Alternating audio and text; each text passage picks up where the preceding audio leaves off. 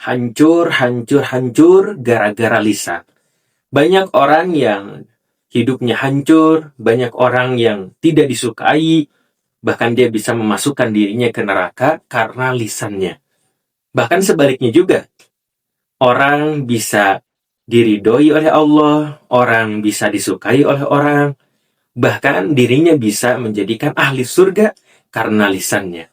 Bismillah, kali ini kita coba bahas 12 bahaya lisan, supaya kita lebih waspada, karena ternyata lisan ini bisa berbahaya bagi kehidupan dunia kita dan kehidupan akhirat. Lalu bahayanya apa saja? Yang pertama, ketika kita berbicara hal yang tidak bermanfaat. Nah, ini bisa berbahaya bagi diri kita. Contohnya apa?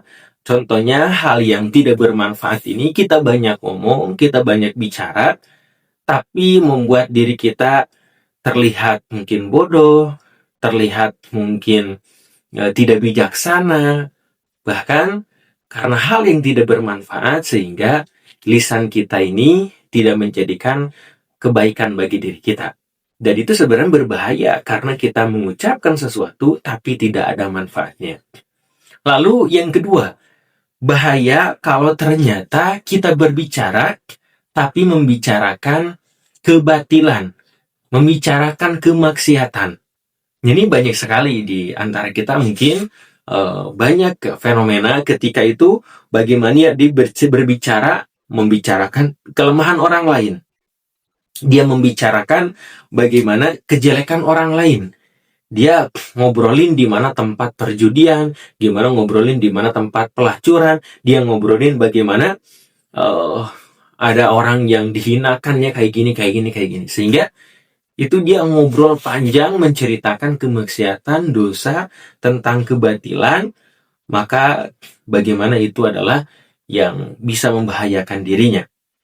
Bahkan ketika itu Salman Al-Farisi pernah mengatakan manusia yang paling banyak dosanya di hari kiamat adalah mereka yang paling banyak perkataannya dalam kemaksiatan kepada Allah. Nah, itu ketika dia ngomong banyak tapi kemaksiatan, itu dia paling rugi, paling mencelakakan dirinya. Lalu yang ketiga bahaya lisan adalah ketika dia berdebat.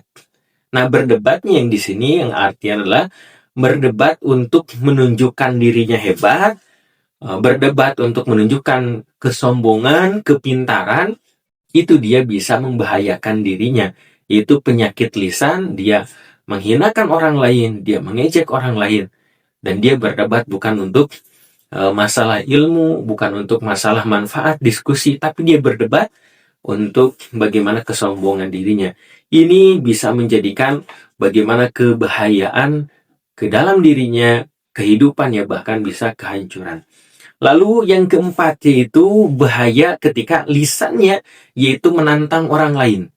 Atau bahkan boleh jadi lebih ekstrim, ada yang menantang Tuhannya sendiri, menantang Allah Subhanahu wa Ta'ala. Ketika itu Fir'aun, bagaimana dia merasa paling hebat, dia mengaku sebagai Tuhan, dan itu bagaimana perkataan yang mencelakakan dirinya sendiri.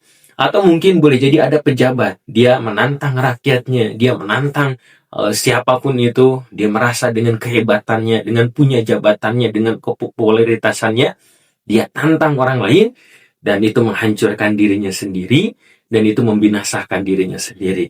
Maka tidak boleh bagaimana lisan ini dipakai menantang hal-hal yang mungkin merugikan dirinya.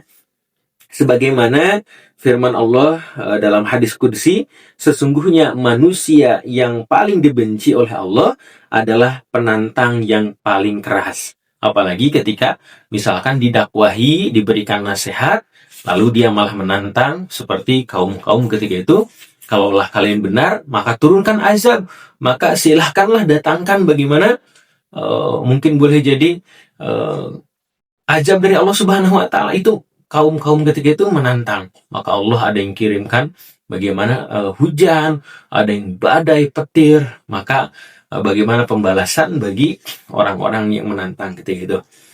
Lalu yang kelima, berkata kotor dan keji. Nah, bagaimana ini adalah tidak selaras dengan pribadi orang yang beriman, karena Rasulullah SAW bersabda, tidaklah dikatakan mukmin Jika sering mencaci, sering melaknat orang yang berbuat keji dan berbuat kotor, itu bukan ciri orang yang beriman.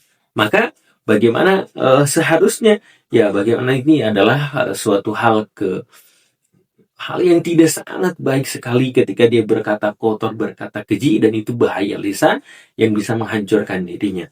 Lalu berikutnya, yang keenam, mengolok-olok dan mengejek. Nah, sering sekali mungkin di antara kita ada yang menghina, mengungkap aib, bahkan mungkin boleh jadi melecehkan, menjadi bahan tertawaan, baik secara lisan, bahasa tubuh, atau secara tulisan di media sosial. Ini menjadikan bahaya bagi dirinya, bagi keluarganya, bahkan dunia akhiratnya, karena mengolok-olok dan mengejek. Lalu yang ketujuh, bahaya dari lisan adalah menyebarluaskan rahasia. Jadi ketika misalkan dalam konteks bagaimana kita ini punya batasan seperti individu, seperti keluarga, seperti rumah tangga, kehidupan pribadi, kehidupan fisik yang mungkin boleh jadi itu tidak perlu diumbar, maka ketika itu mungkin ada bagaimana yang mengumbar rahasia yang orang lain itu nggak mau diumbar rahasia tentang pribadinya, tentang keluarganya, tentang rahasia rumah tangganya, lalu disebarluaskan, itu menjadikan bahaya bagi dirinya, itu gara-gara lisan yang diucapkan. Bahkan ketika itu bagaimana menjadikan Ibnu Umar pernah berkata, hati adalah wadah rahasia.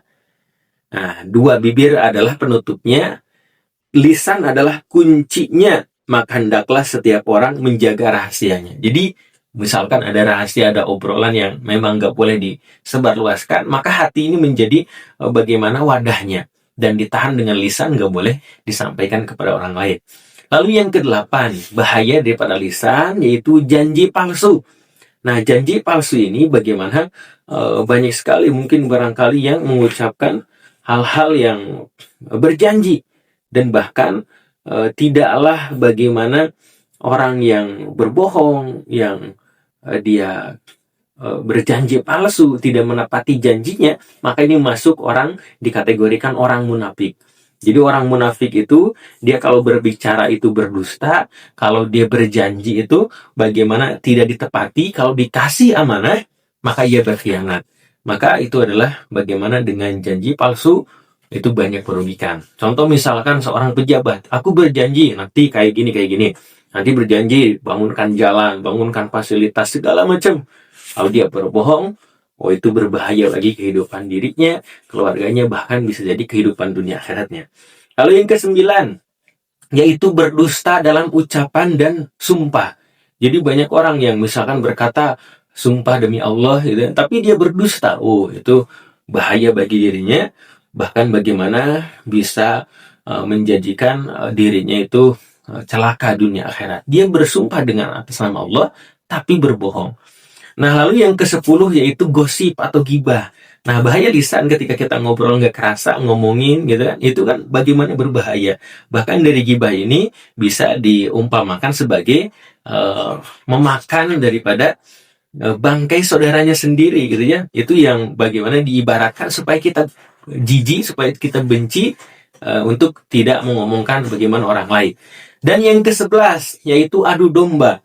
Adu domba, dia ngomong kepada pihak ini, dia ngomong misalkan kepada organisasi ini, ke komunitas ini, ke kelompok ini, atau antar individu. Lalu dia mengadu domba satu sama lain, maka itu berbahaya. Dan bagaimana orang yang mengadu domba itu bagaimana tidak akan masuk surga. Rasulullah SAW bersabda, tidaklah masuk surga orang yang gemar mengadu domba. Itu bahaya sekali bagi kehidupan kita, ada orang yang mengadu domba. Dan yang terakhir, yaitu yang ke-12, dari bahaya lisan, yaitu melaknat. Jadi misalkan mengucapkan kata-kata laknat, ucapan kata-kata yang tidak baik, melaknat orang-orang itu, misalkan neraka kau ini hasapun ini, kau ini kafir, segala macam, dilaknat itu setiap orang, maka itu tidaklah bagaimana menunjukkan lisan yang baik.